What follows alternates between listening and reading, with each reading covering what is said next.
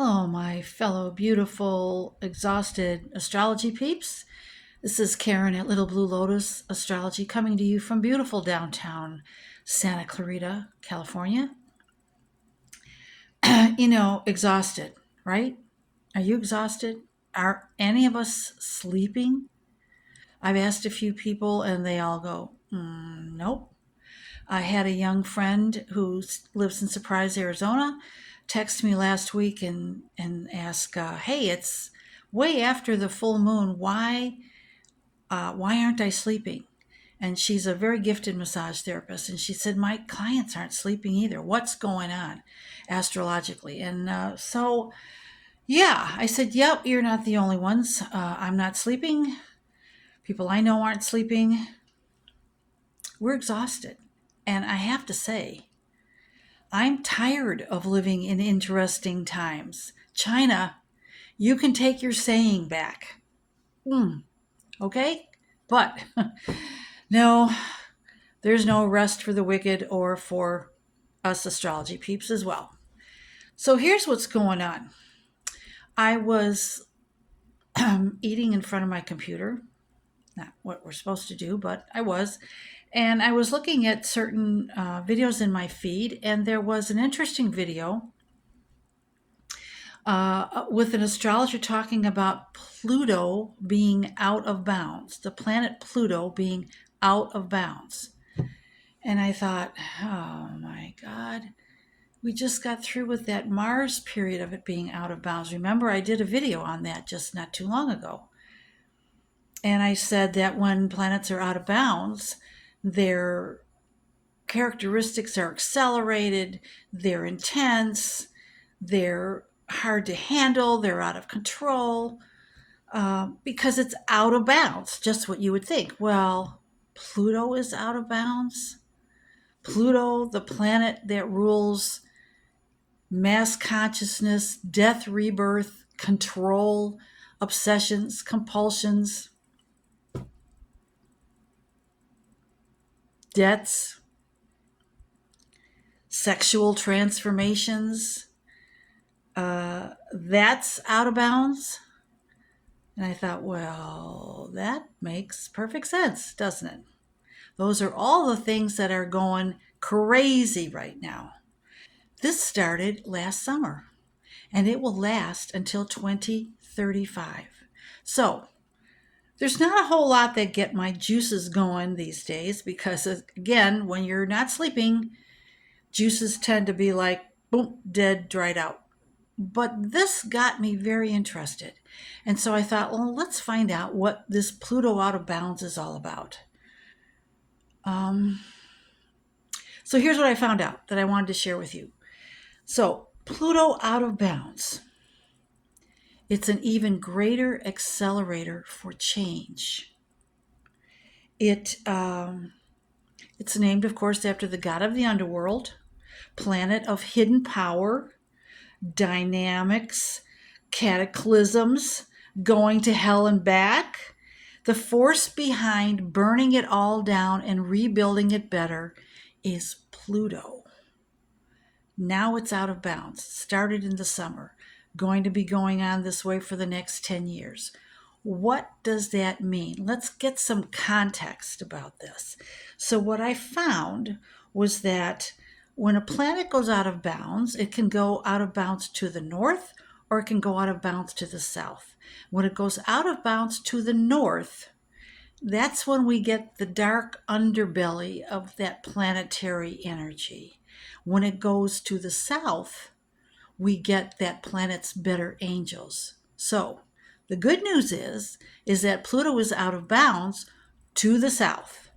Now, historically, I'm not going to go too far back, although you can go online and find some really great articles about historical Pluto out of bounds going back hundreds and hundreds of years and seeing the different surges in historic and society and culture, how things changed for the better with Pluto out of bounds in the south. But let's just talk about Pluto out of bounds in the north.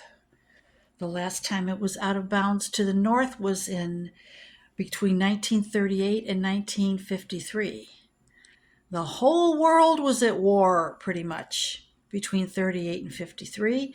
That was Pluto out of bounds to the north.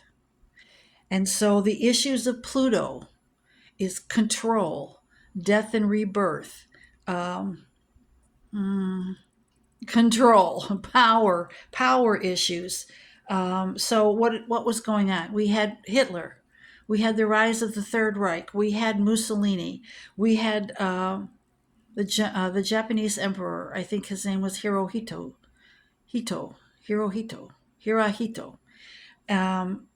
There are probably a few other despots that I'm forgetting. You guys will probably remind me in the comments.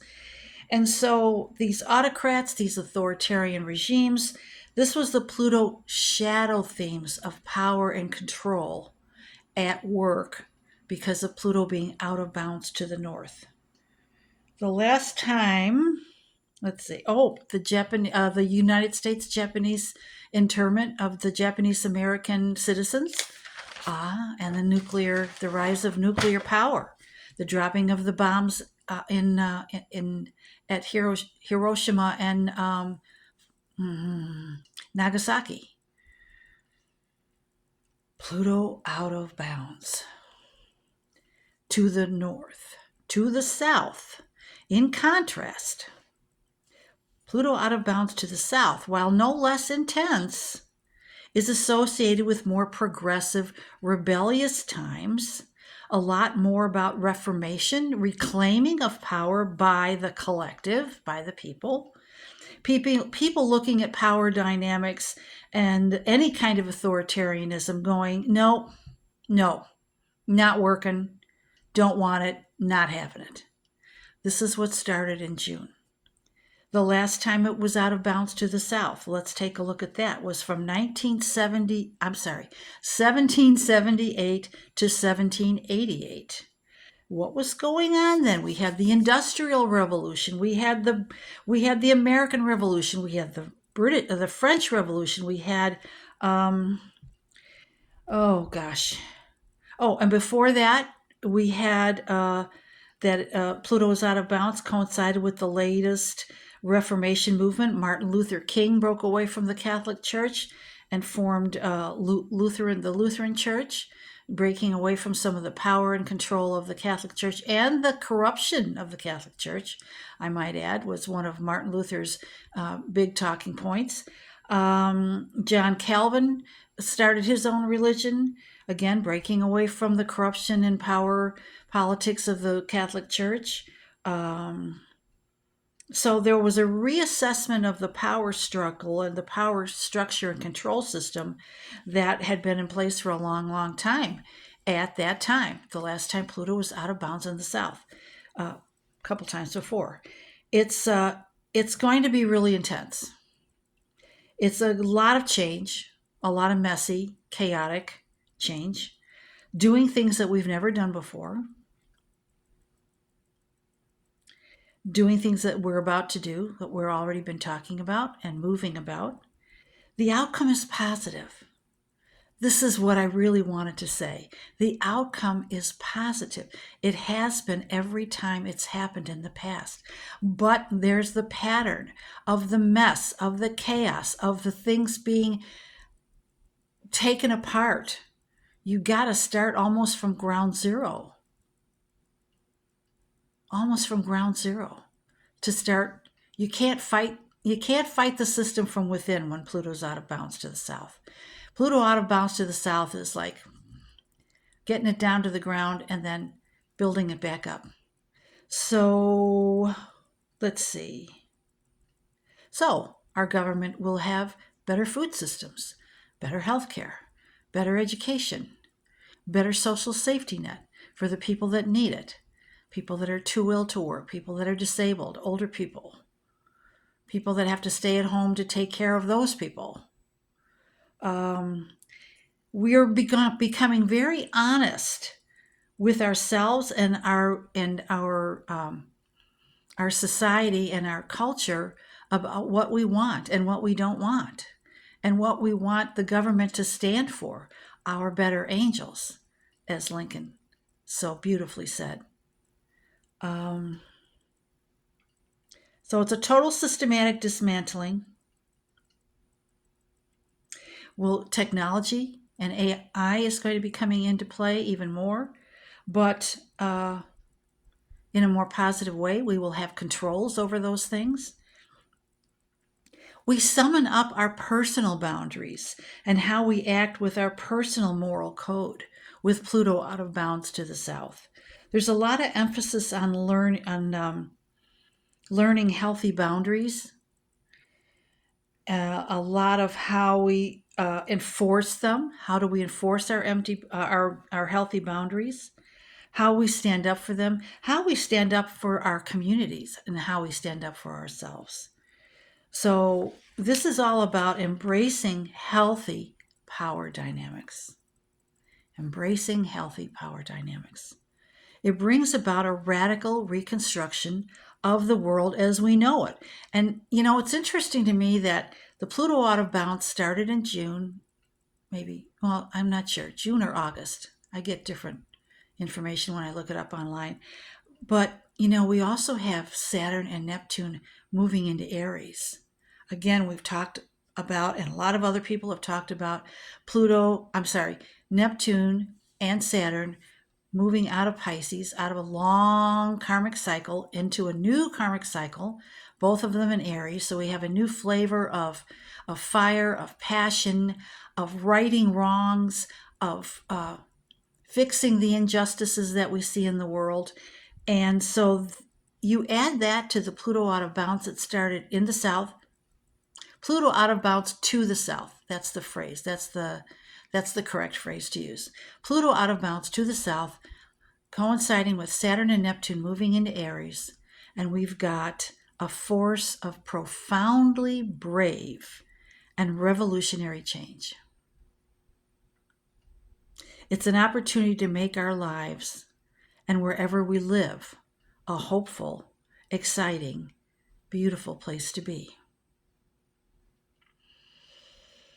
But in the meantime,